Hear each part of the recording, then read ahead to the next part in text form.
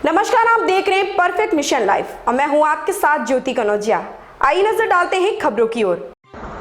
Australia के दूसरे सबसे बड़े शहर मेलबर्न में कोरोना वायरस संक्रमण को फैलने से रोकने के लिए चौथी बार लगाए गए लॉकडाउन की अवधि शुक्रवार को समाप्त हो जाएगी। हालांकि लॉकडाउन हटने के बावजूद कुछ पाबंदियां जारी रहेंगी।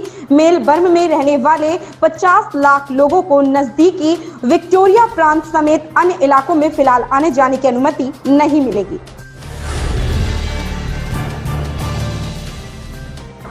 अमेरिका के शीर्ष सांसदों ने कहा कि भारत एक रणनीतिक सहयोगी है और उसे कोविड-19 के खिलाफ अपनी लड़ाई में अमेरिका की मदद की आवश्यकता है।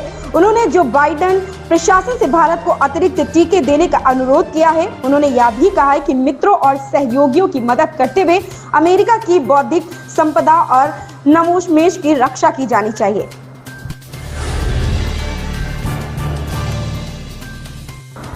अभिनेत्री कंगना रनौत ने कहा कि बॉलीवुड में सबसे अधिक भुगतान पाने वाली अभिनेत्री होने के बावजूद वह समय पर अपने कर का भुगतान नहीं कर पा रही क्योंकि उनके पास कोई काम नहीं था। उन्होंने मंगलवार रात को अपनी इंस्टाग्राम पोस्ट में कहा कि उन्हें सरकार को कुल देय टैक्स का आधा अभी देना है।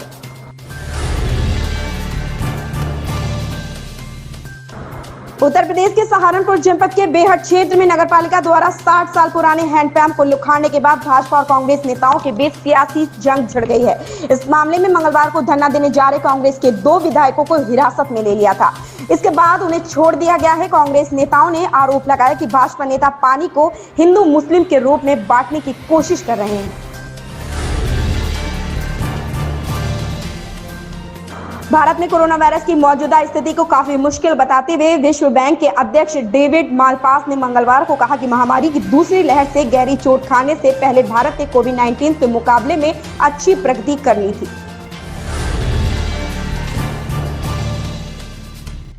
दिल्ली के मुख्यमंत्री अरविंद केजरीवाल ने राष्ट्रीय राजधानी में कहा, जहां वोट वहां वैक्सीन अभियान की शुरुआत के एक दिन बाद बुधवार को एक टीकाकरण केंद्र का मुआयना किया। इस अभियान का लक्ष्य 45 साल से ज्यादा उम्र के लोगों को अपने विधानसभा क्षेत्र के पोलिंग स्टेशन पर जाकर टीके की खुराक लेने के लिए प्रेरित करना है। पिछले दिनों भाजपा को लेकर अलग अलग प्रदेशों में नए अटकलों का बाजार गर्म है। अब जब से उत्तराखंड में मुख्यमंत्री को परिवर्तित किया गया है, तब से अलग अलग राज्यों में मुख्यमंत्रियों को लेकर समय समय पर अफवाह उड़ाई जा रही है।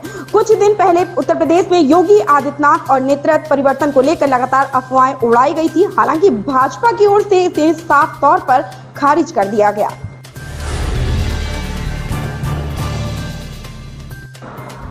पश्चिम बंगाल विधानसभा में विपक्ष के नेता एवं भाजपा विधायक शुभेंदु अधिकारी ने बुधवार को प्रधानमंत्री नरेंद्र मोदी से मुलाकात की। अधिकारी ने मोदी के आवास पर उनसे मुलाकात की। उन्होंने कल भाजपा के राष्ट्रीय अध्यक्ष जेपी नड्डा, केंद्रीय गृह मंत्री अमित शाह सहित पार्टी के कई शीर्ष नेताओं के साथ मुलाकात की।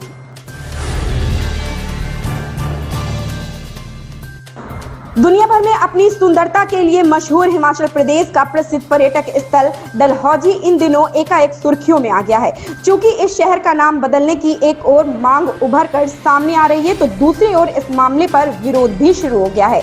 मामले ने राजनीतिक रंगत ले ली है। दरअसल इस मामले पर भाजपा व कांग्रेस आमने सामने है। प्रदेश के जिला चंबा का प्रसिद्ध पर्यटन स्थल डलहौजी देशी विदेशी पर्यटकों को अपनी ओर आकर्षित करता है।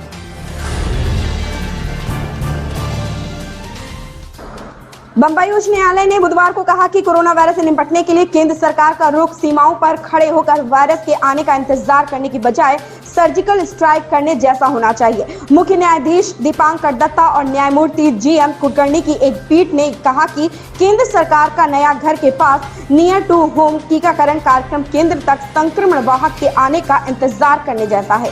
मुख्य न्यायाधीश दत्ता ने कहा, कोरोना वायरस हमारा सबसे बड़ा शत्रु है। हमें उसे खत्म करने की जरूरत है। यह शत्रु कुछ निश्चित स्थानों और कुछ लोगों के भीतर है। ऐसी ही खबरों से जुड़े रहने के लिए आप देखते रहें परफेक्ट मिशन लाइव।